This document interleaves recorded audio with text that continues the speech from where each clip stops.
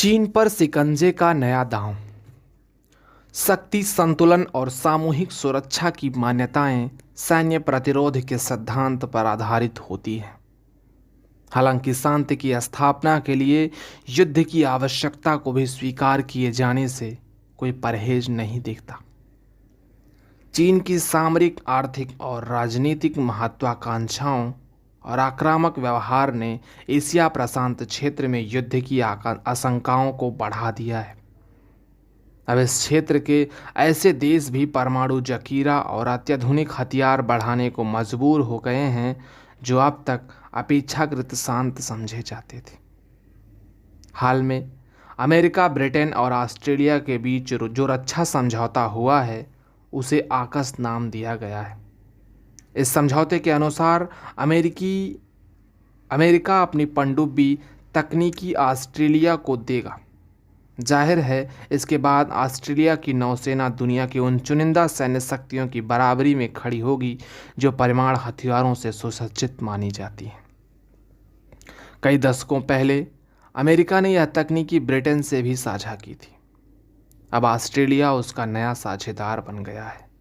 Australia को लेकर America का बढ़ता सैन्य सहयोग किसी सैन्य समझौते से बढ़कर इस समूचे क्षेत्र के लिए दूरगामी कदम नजर आता है। पिछले कुछ वर्षों में चीन को लेकर ऑस्ट्रेलिया बहुत मुखरता से सामने आया है। चीन ऑस्ट्रेलिया का सबसे बड़ा व्यापारिक साझेदार रहा है, लेकिन ऑस्ट्रेलिया ने अपने राष्ट्रीय हितों की खातिर चीन को चुनौती देने से परहेज भी नहीं किया। इसकी शुरुआत 2018 में हुई जब ऑस्ट्रेलिया दुनिया का ऐसा पहला देश बन गया जिसने चीनी कंपनी ख्वावे के 5G नेटवर्क पर प्रतिबंध लगा दिया था। इसके बाद कोरोना महामारी को लेकर भी ऑस्ट्रेलिया ने विश्व समुदाय से यह मांग कर डाली कि वह कोरोना विषाणु की उत्पत्ति को लेकर चीन की भूमिका की जांच करें। चीन ने जब ऑस्ट्रेलिया पर दबाव बनाने की कोशिश की तो ऑस्ट्रेलिया ने पलटवार करते हुए न केवल चीन में रहने वाले वीगर मुसलमानों पर अत्याचारों को लेकर उसकी कड़ी आलोचना की, बल्कि उसकी महत्वाकांक्षी बेल्ट एंड रोड परियोजना से जुड़े 2 समझौते भी रद्द कर दिए। गौरतलब है कि ऑस्ट्रेलिया क्वाड समूह का सदस्य है जिसे चीन विरोधी माना जाता है। ऑस्ट्रेलिया और चीन के बीच गहराते विवाद के पीछे अमेरिका और इन दोनों देशों की एशिया प्रशांत क्षेत्र में आपसी हित है। ऑस्ट्रेलिया सबसे छोटा महाद्वीप है जो दक्षिणी गोलार्ध में स्थित है और उत्तर तथा पूर्व में प्रशांत महासागर और पश्चिम दक्षिण में हिंद महासागर से घिरा है। ऑस्ट्रेलिया और चीन आपस में समुद्री सीमाएं साझा करते हैं, इसलिए ऑस्ट्रेलिया दक्षिण चीन सागर में चीन की दादागिरी से चिंतित है। उसे लग रहा है कि अगर हिंद प्रशांत क्षेत्र में चीन की पनडुब्बी सामरिक दबाव डालने के लिए घूम सकती है तो निश्चित ही यह भविष्य में पश्चिमी प्रशांत क्षेत्र में भी आ सकती है। आकस समझौते के बाद ऑस्ट्रेलिया अब परमाणु संचालित पनडुब्बियों का निर्माण करेगा।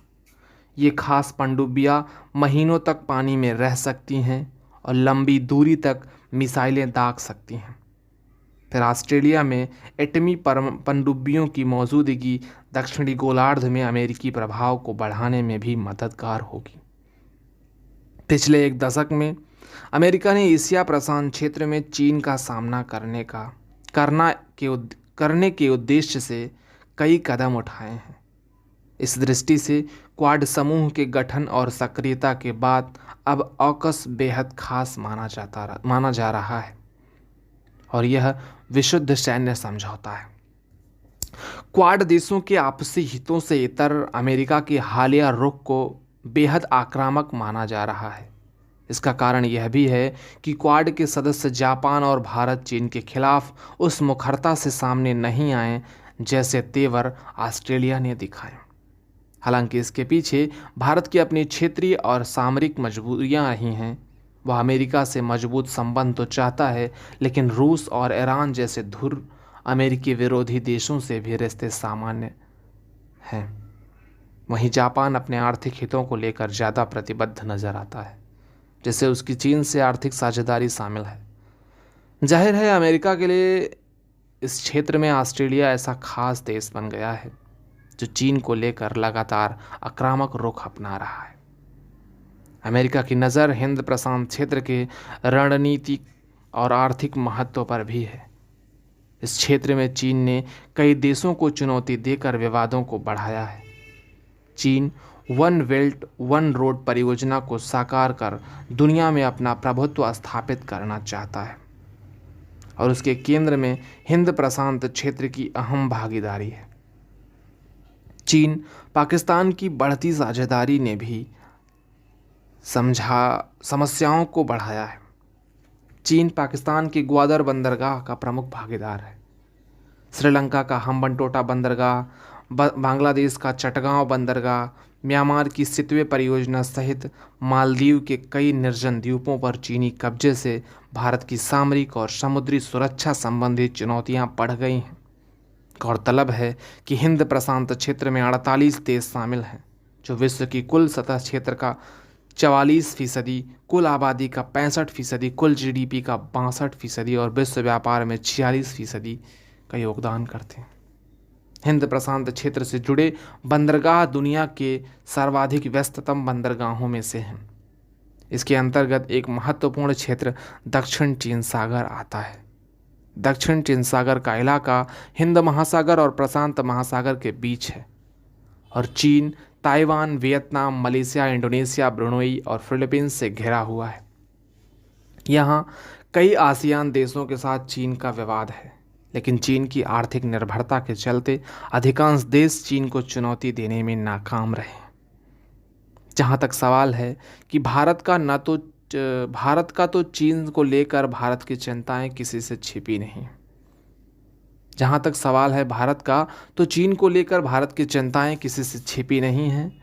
भारतीय नौसेना में इस समय एकमात्र INS अरिहंत परमाणु पनडुब्बी ही तैनात है। इससे पहले रूस से किराए पर ली गई INS चक्र परमाणु पनडुब्बी भारतीय समुद्री क्षेत्र की रखवाली करती थी। अभी तक भारत समुद्री सुरक्षा को लेकर काफ़ी हद तक रूस पर निर्भर रहा है। चीन का बढ़ता रक्षा बजट भारत के लिए चिंता का बड़ा कारण है।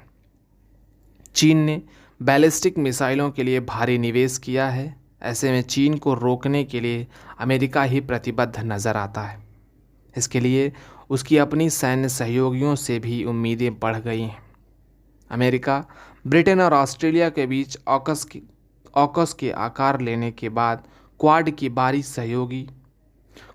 बाकी सहयोगी देशों जापान और भारत पर सैन्य समझौते को लेकर दबाव बढ़ेगा। बाइडेन प्रशासन यह स्वीकार कर चुका है कि चीन की आर्थिक, राजनयिक, सैन्य और तकनीकी दृष्टिकोण से उसका प्रतिद्वंदी है, जो स्थिर और खुली अंतर्राष्ट्रीय व्यवस्था के निरंतर चुनौती से पार पाने में सक्षम है। नाटो भी चीन को सामूहिक सुरक्षा के लिए चुनौती बताकर अमेरिका की चीन के प्रति आक्रामक और नियंत्रणकारी नीति को अपना पूर्ण समर्थन देने की घोषणा कर चुका है। सामूहिक सुरक्षा की स्पष्ट अवधारणा है कि विश्व में युद्ध को समाप्त नहीं किया जा सकता, बल्कि शक्ति पर नियंत्रण रखने की कोशिश की जा सकती है, जो युद्ध का मूल कारण है। पूर्व अमेरिकी विदेश मंत्री माइक पोम्पियो पहले ही कह चुके हैं कि चीन से भारत और दक्षिण पूर्व एशिया में बढ़ते खतरे को देखते हुए अमेरिका ने यूरोप से अपनी सेना की संख्या कम करने का फैसला किया है।